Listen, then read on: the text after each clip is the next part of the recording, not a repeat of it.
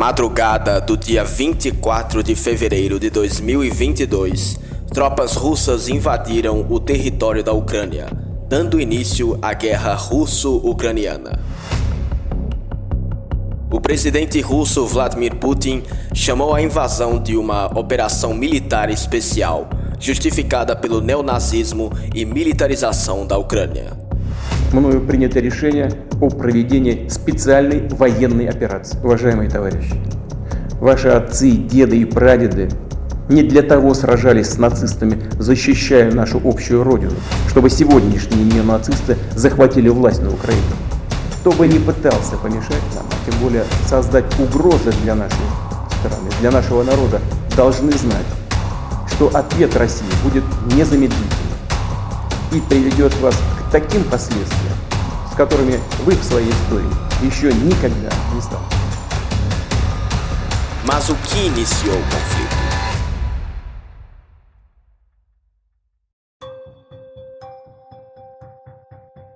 A escalada de tensão entre os dois estados se deu devido à aproximação da Ucrânia à Aliança Militar do Ocidente, a OTAN.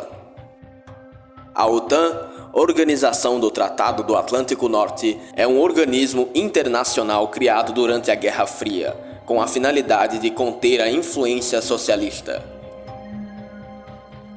Com o fim da guerra e a dissolução da União Soviética, a organização continuou existindo e expandiu para diversas nações do leste europeu.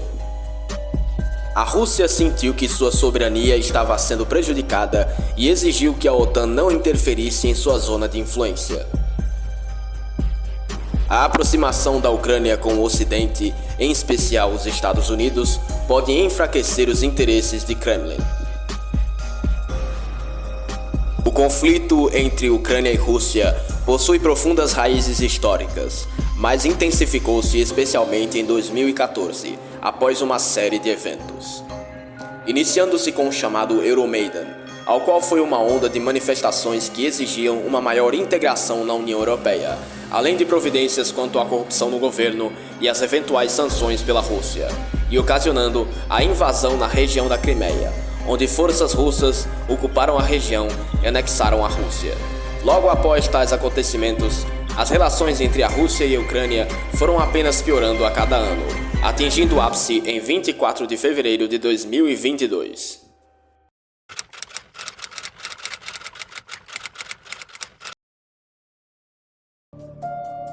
Um ano após o início da guerra, mais de 13 milhões de ucranianos permanecem longe de suas casas, incluindo quase 8 milhões de refugiados em toda a Europa e mais de 5 milhões de deslocados internos na Ucrânia.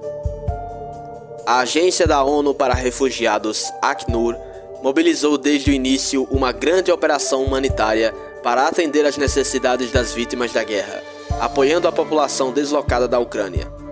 O ACNUR atua principalmente nas áreas de proteção, abrigo e assistência em dinheiro e em serviço, a fim de ajudar os refugiados enquanto não há previsão do fim do conflito. A Organização das Nações Unidas foi fundada no contexto do pós-Segunda Guerra Mundial, com o propósito de manter a paz e a segurança internacionais, solucionando as controvérsias pacificamente. O principal órgão de resolução de conflitos da ONU é o Conselho de Segurança, o único organismo internacional capaz de autorizar o uso legítimo da força em casos de ameaças à paz, conforme o capítulo 7º da Carta das Nações Unidas. No entanto, para a tomada de providências, os 5 membros permanentes precisam estar de acordo. Um grande problema no conflito entre Rússia e Ucrânia é que a Rússia é um dos 5 membros permanentes do Conselho, possuindo direito de veto. Assim, a atuação da ONU no conflito é limitada.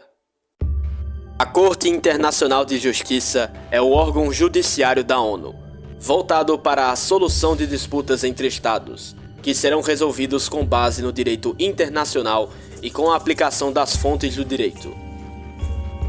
As decisões proferidas pela Corte são obrigatórias para os Estados em conflito.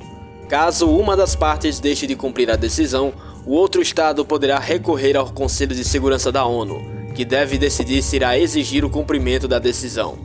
Sabe-se, no entanto, que qualquer iniciativa do Conselho depende da vontade política dos membros, em especial os 5 membros permanentes. Foram julgadas na Corte Internacional de Justiça as alegações de genocídio sob a Convenção sobre Prevenção e Punição do Crime de Genocídio, que foi instalada pela Ucrânia em fevereiro de 2022. A Rússia não compareceu às audiências e negou a jurisdição da Corte nesse caso. Por fim, a Corte Internacional decidiu que a Rússia deverá suspender imediatamente as operações militares na Ucrânia e que ambos os estados devem evitar atos que atrasem a resolução do conflito. O Tribunal Penal Internacional, conhecido como Tribunal de Haia, foi criado através do Estatuto de Roma em 1998 e atua garantindo a responsabilização penal de indivíduos quando os estados a que eles pertencem não cumprem esse dever. Os crimes de competência do TPI não prescrevem e são os crimes de genocídio, contra a humanidade, crimes de guerra e de agressão.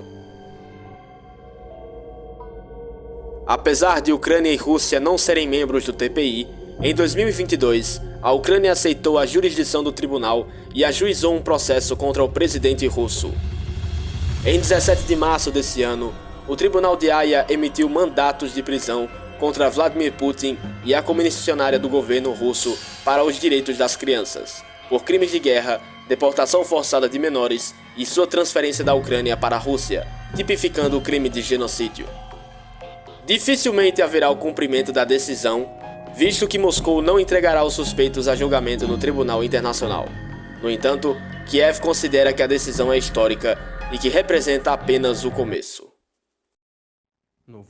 O Tribunal Penal Internacional anunciou nesta sexta-feira que emitiu um mandado de prisão contra o presidente russo Vladimir Putin pela deportação de crianças de parte da Ucrânia ocupadas pela Rússia. Também foi emitido um mandado de prisão pelo mesmo motivo contra a comissária presidencial para os direitos da infância da Rússia, Maria Lvova-Belova. This is an important moment in the process of justice before the ICC. The judges have reviewed. Este é um importante momento no processo de justiça diante do TPI. Os juízes revisaram as informações e evidências enviadas pelo promotor e determinaram que há alegações críveis contra estas pessoas pelos supostos crimes. O TPI está fazendo sua parte do trabalho. Como Corte de Justiça, os juízes emitiram mandados de prisão. A execução depende de cooperação internacional. Arrest warrants. The execution depends on international cooperation.